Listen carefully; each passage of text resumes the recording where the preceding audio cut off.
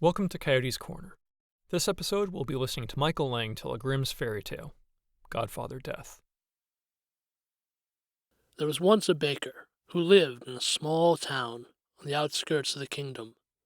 The baker and his wife had a dozen children, and although he spent every day working in his bakery, the baker always made time for his children, whether it was his eldest son or his youngest daughter. The baker's wife spent every day caring for their children and helping her husband in the bakery when she had the time. Together they scrimped and saved, but they were still very poor. There were days when the miller would deliver the flour to the bakery, and there would not be enough money to pay for his delivery. But the miller knew that the baker's word was as good as gold, for the baker always repaid his debts. One day, the baker and his wife learned that a 13th child was on the way. At first, they were overjoyed. Then they realized they could not possibly care for a 13th child. They were heartbroken. What were they going to do? That night they sat up late, talking with one another.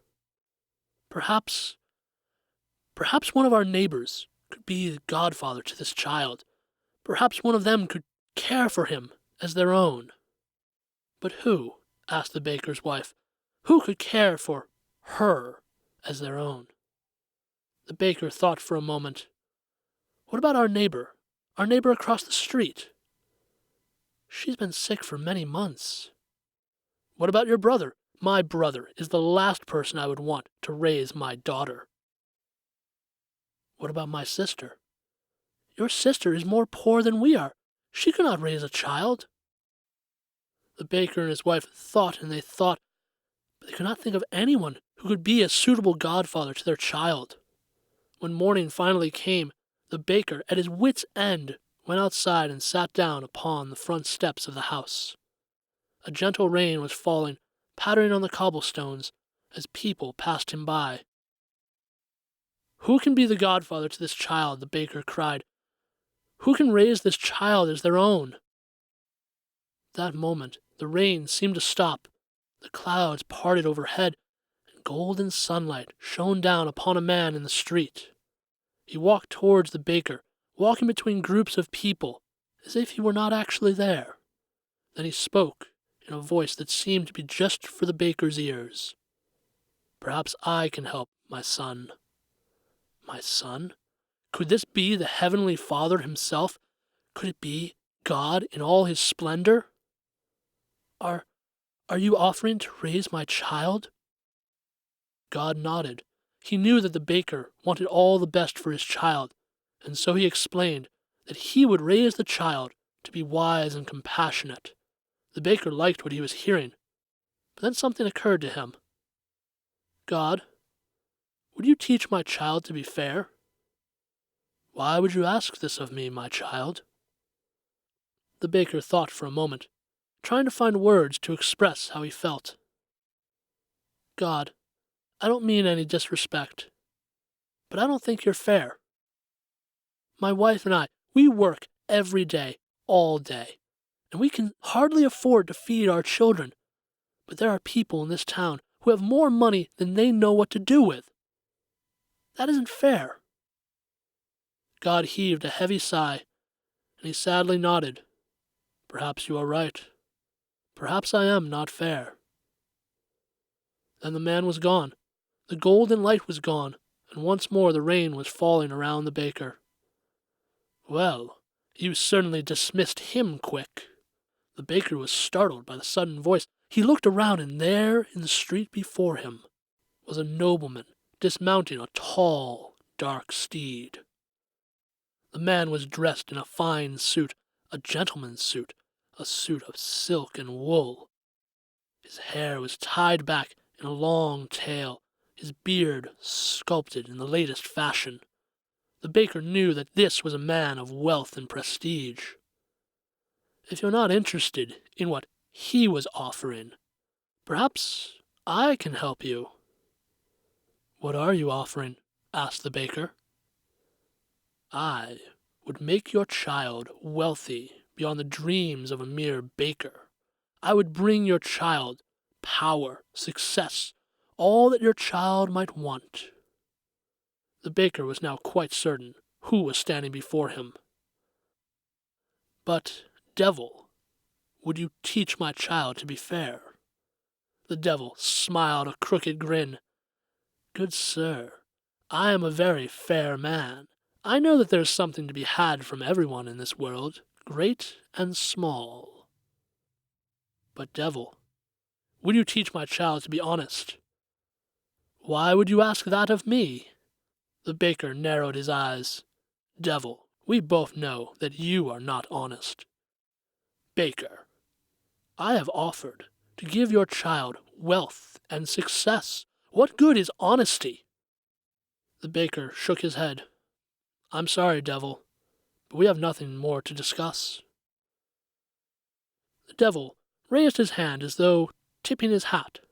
Then he mounted his steed and looked back at the baker one last time. "You are searching for a godfather who can offer your child wealth, success, and honesty? There is no one alive who can offer your child all that." Then the devil rode away, leaving the baker to think about all that he had said. The rain pattered down on the cobblestones. People passed him by. As the baker sat thinking in the rain, his gaze wandered across the street to the neighbor's house. To his horror, he saw the town undertaker walking up the steps. He went inside the house, but before the door closed, another man emerged. This man was dressed in a long black cloak. The hood was pulled low to hide his face. The man descended the steps, then turned to walk away. And as the man moved between people on the street, the baker found himself watching the man and thinking of all that the devil had said. Then the man stopped, looking towards the baker as though he could feel the baker's eyes upon him.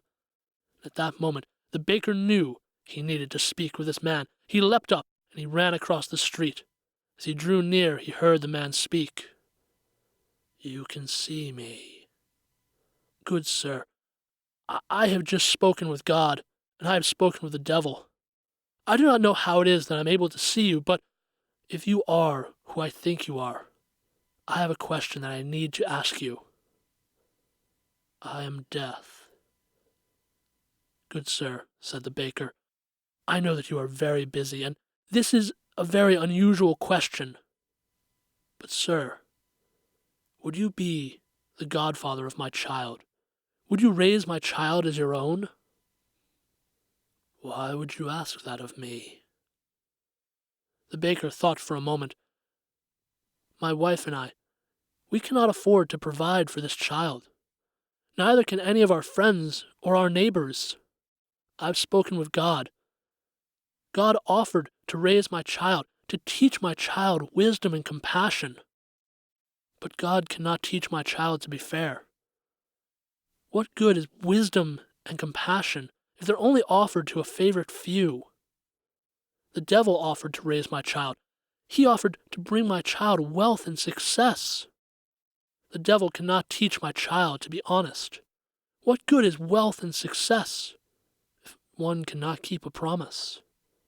You, sir, you are fair. You come for everyone when it is their time. We all know that we will see you one day." Death thought for a moment about everything the baker had said. Then at last he spoke. "No one has ever asked this of me. I shall be the godfather to your child.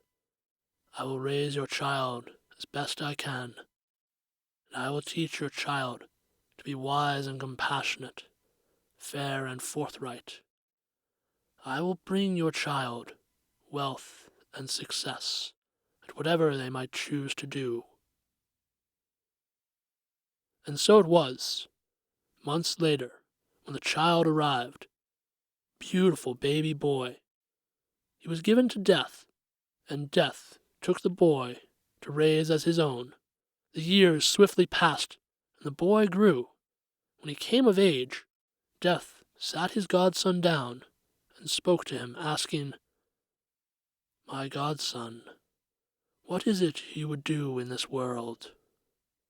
The boy, who was now a young man, thought for a moment. "Godfather, I think I would like to be a doctor. A doctor?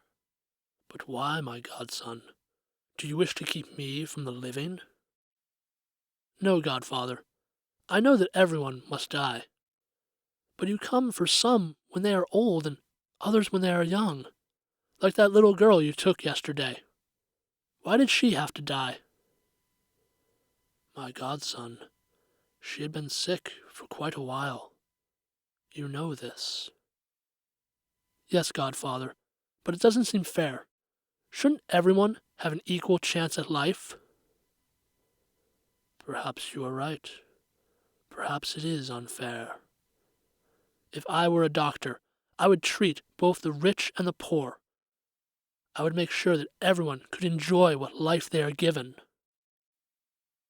Death was satisfied by his godson's answer, and so he took his godson into the deepest, darkest part of the forest, and he showed him a flower that no mortal eyes had ever seen. He explained how that flower could be made into an elixir, and with that elixir he could cure almost any ailment. But my godson, everyone must die. There will be times when you cannot save your patient. Before you treat anyone, always look around, for I will be there, and when you see me standing by your patient's head, you will know that their time has come. This you must promise me. I promise, godfather. I promise that I'll always look for you before I treat a patient.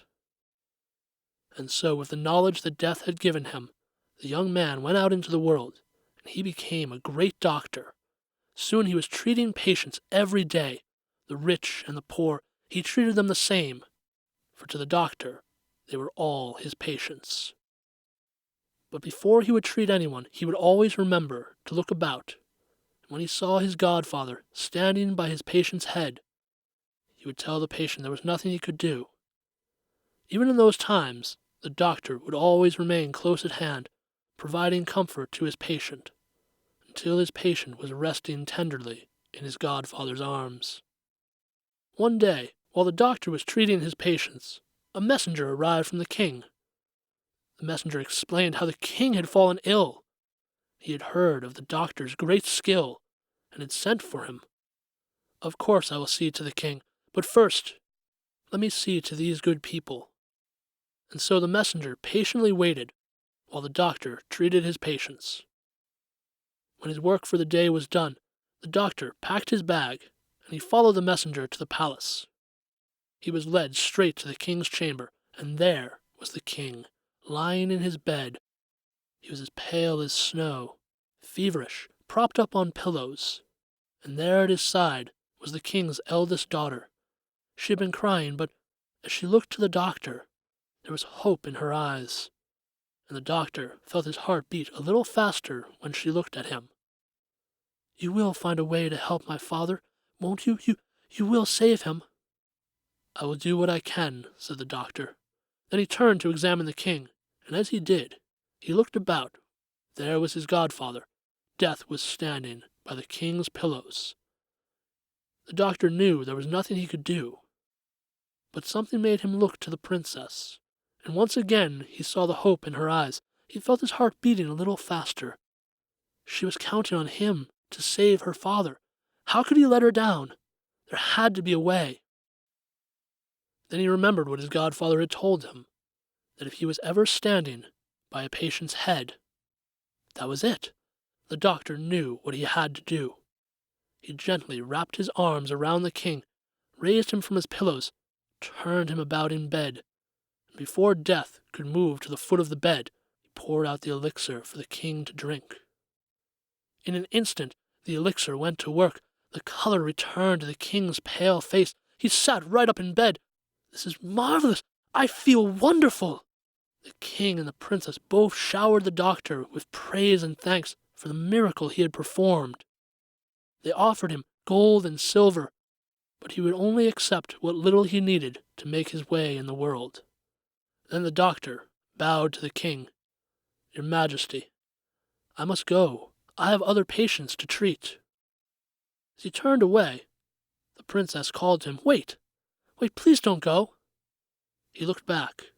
Once more he saw hope in the princess's eyes, and once again his heart began to beat a little faster. What if we brought your patients here? What if we opened a hospital here in the palace? The south wing by the gardens would be the perfect place. The doctor thought about this. Stay at the palace with the king and the princess? He liked this idea. So he agreed, asking that he be shown to the south wing so that he might look at the rooms that would become his hospital. A servant took him there, then left him alone to look over all the rooms. And it was then that the doctor felt a stern hand upon his shoulder. "My godson, you tricked me." The doctor hung his head. He could not turn to face his godfather. "Yes, I'm sorry. I know that I shouldn't have done that." "Why did you do it?" "He was the king. How could I let the king die?" "Is that fair?" The doctor heaved a heavy sigh. "No, godfather, it isn't fair. And I didn't do it for him. I did it for the princess." "The princess? But she was not—" "Ah, I understand. My godson, you know, everyone must die. When you see me standing by your patient's head, someone must die." Then death departed. The doctor was alone to consider what his godfather had said. As the days went by, the doctor and the princess worked to prepare the hospital. They opened it to all the people of the kingdom. Soon the doctor was seeing patients at the palace. The young and the old, the poor and the rich. They all came to the palace to be treated by the doctor. The princess would often visit the doctor while he was treating his patients. And when he was not busy, they would go for walks together in the gardens. And little by little, they fell in love. But one day, the princess did not come to visit him. She did not join him for a walk in the garden, and at dinner time, she was nowhere to be found. "What has happened? Where is the princess?" "Oh, she's not been feeling well all day." "Why did no one tell me this?" The doctor sprang from his seat at the table, went straight to the princess's chamber. There she was, lying in bed. She was dreadfully pale and feverish. But as the doctor drew near, hope glimmered in her eyes. The doctor reached for his elixir, but then he remembered to look about. He saw his godfather. Death was standing by the princess's pillows. The princess's time had come. But how could he let her die? He looked into her eyes, saw the hope. He looked to his godfather once more, then whispered, "I'm sorry." The doctor poured out his elixir. The princess drank it, and in an instant the color began to return to her face. But at that moment, the doctor felt a cold hand upon his shoulder. "What are you sorry for?" the princess said. But her voice was so distant, it was faint, the doctor could hardly hear her words. The room was getting darker and darker. He suddenly found himself in a long and gloomy hallway.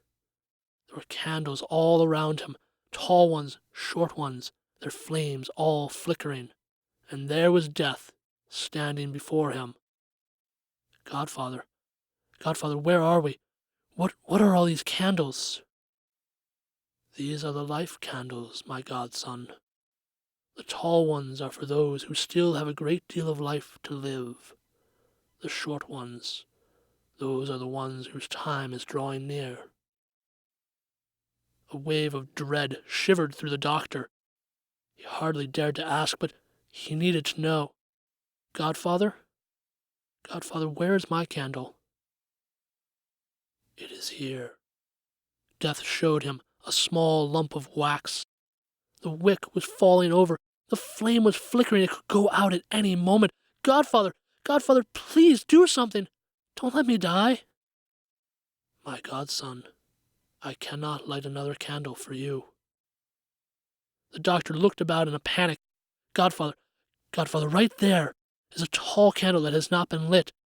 Couldn't you hold my candle over that one so that as it burns out, the flame moves to that wick? Couldn't you do that for me?" "My godson, There is a child waiting to be born, the same child who has been waiting since you saved the king. That child cannot have life until someone dies. What would you have me do?" For a moment there was silence between Death and his godson. The doctor thought, what would be the right thing to do? What would be the fair thing to do? "Godfather, I understand." Then Death laid a tender hand upon the shoulder of his godson. "Your father would be proud of you, as am I." The flame flickered one final time, then the candle burned out. That was Michael Lang telling Godfather Death. I'm sitting down with Michael now to get some background on that story and see where it came from. Thank you, Michael. Absolutely, Toby. So where did this story come from? Well, this is a Brothers Grimm fairy tale, and I found it in my big book of Brothers Grimm. And when I first saw this story in the table of contents, Godfather Death, my mind immediately went to the Godfather films, plus the word death. And I felt like I just had to read this story and see what it was all about. Okay. Now, Brothers Grimm, we've had this conversation before, and pardon the pun, but they've been done to death. Yes. So many storytellers bring the fairy tales up. Most of the stories that people in our culture really know and love and associate with fairy tales come from the Brothers Grimm. Absolutely. What made you go to this one? This one is rather unique when it comes to stories because while Death is not the protagonist in this story, he's a good guy. And that's really unusual because normally, as human beings, we fear death. And so Death, maybe he's not always an antagonist, but he's not someone you're looking to for guidance. And in this case, as this story unfolds, Death is able to do something that neither God nor the devil can do, and that is raise this child the way that his father would want him raised.